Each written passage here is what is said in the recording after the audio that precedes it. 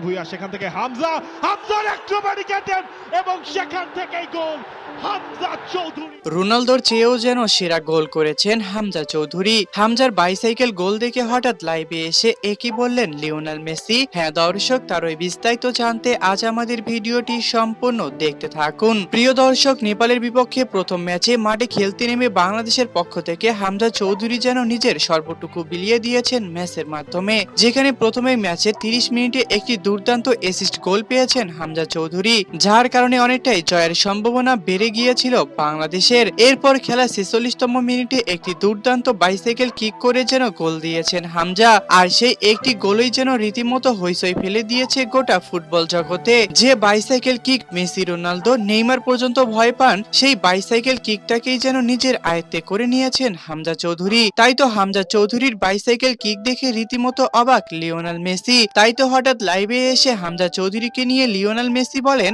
হামজা চৌধুরী একজন ভালো প্লেয়ার, সেটা আমি অনেক আগে থেকেই জানি, তবে সে যে এরকম একটি দুর্দান্ত মারাত্মক গোল করবে চোখ ধাঁধানো, সেটা আমি কখনো আশা করতে পারিনি। হামজা চৌধুরীর উপর আমার অনেক আগে থেকে ভরসা রয়েছে, সে আমার অনেকটাই কাছের মানুষ। তো দর্শক, নেপালের বিপক্ষে বাংলাদেশের প্লেয়ার হামজা চৌধুরীর বাইসাইকেল কিক দেখে হঠাৎ লাইভে এসে হামজা চৌধুরীকে নিয়ে প্রশংসায় ভাসিয়েছেন লিওনেল মেসি। এই ব্যাপারে আপনাদের ধারণা কি, তা অবশ্যই আমাদেরকে কমেন্ট করে জানাতে একদমই ভুলবেন না। ধন্যবাদ।